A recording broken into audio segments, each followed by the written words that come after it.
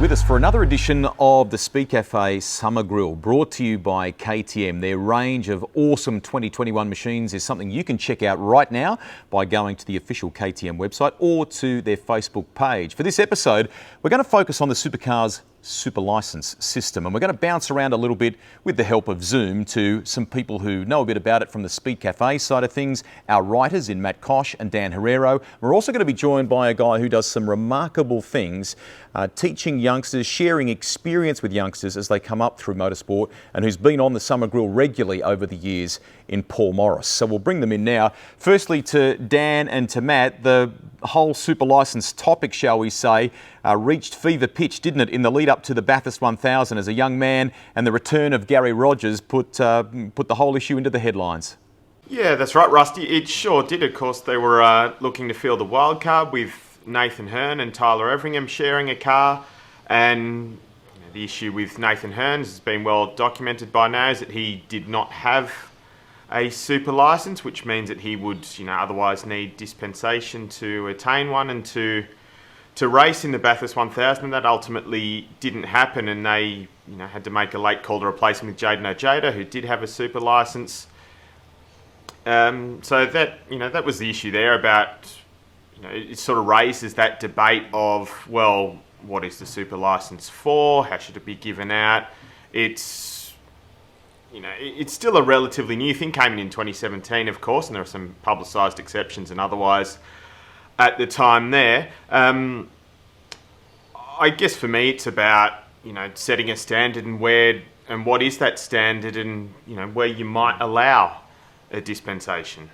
Paul, can we bring you in here because, I think when I spoke with Jeff Grech in a podcast in 2020, he talked about the want to give opportunity to someone like Nathan to help, break down some of the barriers. We need a system, we need a process in place to, to make things rigid at the very pointy end of the sport. There's no doubt about that. But how do we at the same time give opportunity to those youngsters in that sense? Oh, I think the opportunity is there, and the rules are pretty plain. So, if Nathan's intentions was to always make it to supercars, there's a pretty clear pathway there,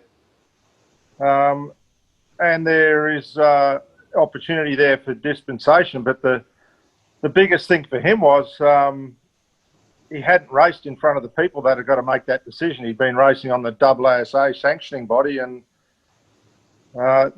they've got no information to compare him to him. And no disrespect to the guys he's been racing against, but they're just not at the level of where Super 2 and Super 3 guys are. I guess the natural line of thinking is we've seen young Brock Feeney coming onto the scene doing some great things, and people probably want to compare the two. And but Brock went through the Super 2 system, Paul, didn't he? It's pretty clear what that pathway is, and it's not rocket scientists. You got Formula 4, Formula 3, and Formula 2, and then you got Formula 1. Like, you got Super 3, Super 2, and supercars. Like, you don't have to be a genius to work that one out. So I think he would have been, if he had been racing the TA2 car in front of Motorsport Australia people and watching him race, it would help his cause. Personally, I think he would be more than capable of doing that job that he needed to do at Bathurst. But the system, just falls outside the system, and no one's prepared who has to make that call to basically take the risk of making the call. But everything being so risky, that risk adverse these days. Yeah, I think Paul's right there. In that the key point here is risk. Ultimately, Motorsport Australia is responsible for managing that, for underwriting and permitting that event. And it was sort of in a lose situation. Let's take Nathan completely out of the equation. Just look at the bare facts of it. The super license is there as basically a guarantee that Motorsport Australia endorses that driver. They've seen him, they observed him, they know that they're safe, they're at the prescribed level. For someone who's done their racing outside of that system, they don't have that to fall back on. So to go and then give them a license to compete in the biggest event in Australian motorsport is a huge risk. When we then consider that, what happens if he goes and puts it in a fence and causes a red flag and changes the outcome of the race? What happens if that driver goes and has a material impact in the championship. What happens if that driver is in a crash and dies? Who is liable? There's all these sorts of questions on both sides of the fence, both for and against, in terms of teams and other competitors, and also the individual that wants to race. It's a huge risk, and Motorsport Australia, they're not answerable to us. They're answerable to the coroner should the worst case scenario happen. So you're absolutely right, Paul. It's all about risk and managing that, and we are in a very risk-averse culture at the moment. Everything is signed off by accountants and risk management people. So Motorsport Australia had its hands tied. Basically, it couldn't realistically have said yes. If they were serious about running a wild card, running at the Bathurst 1000, there were opportunities to run wild cards earlier in the season, and that would have given them the green light. Paul, is it about a remap or a rethink perhaps on maybe on Nathan's side about the career trajectory and the path that he takes, knowing that the framework that you've laid out, that's the way you've got to do it? Yeah, so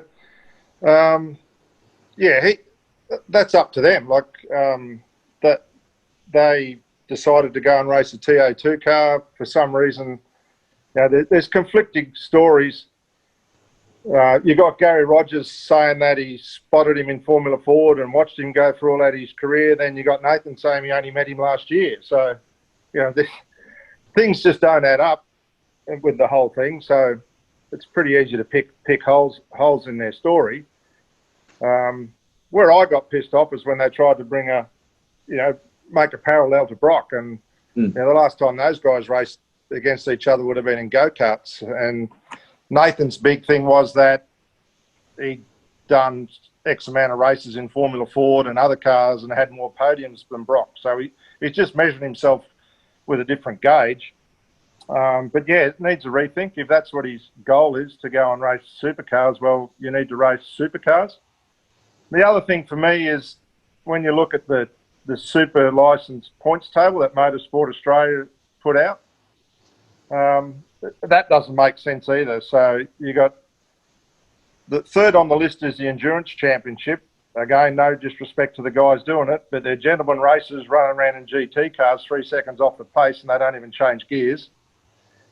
Then you've got the GT Championship, which has got a couple of good guys in it, but they've already got super licenses. The other guys are all gentlemen racers. Then you've got Formula 4, Porsche Carrera Cups, probably should be on the top of that list. And Toyota Racing Series, you've got to go right down to seventh on the list to find a car, which is the Super 3 car, where you actually got to use the clutch and change gears. So the whole thing needs a rethink.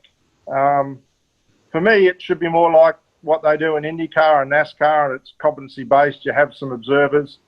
They sign you off and work out whether you have the competency and the skills to do it. So that's how I'd fix it. Dan, Matt, some final comments from you? Yeah, I think it's just important to remember this. Paul's right there as well. The super license exists for a reason. So it was brought in 2017, and there was an incident or a half incident, a near miss in 2016 involving a driver that was, dropped in at short notice for a couple of events because a car and a driver were unavailable. Ironically, he made his debut in the Bathurst 1000 this year after he'd spent a couple more years in Super 2 and had attained a super licence. I think that's right, though. The point is that Super 2 is the breeding ground, and part of it is because it is supercars category, and it's, obviously Motorsport Australia issues a super licence, but supercars is a key stakeholder in this. The emphasis really needs to be on these are the cars, these are the tracks, and that is the best breeding ground, rather, so that we have, competent and safe drivers, and we can say for sure that, yes, they are ready to step up and to compete on the same racetrack as the absolute guns of Australian motorsport.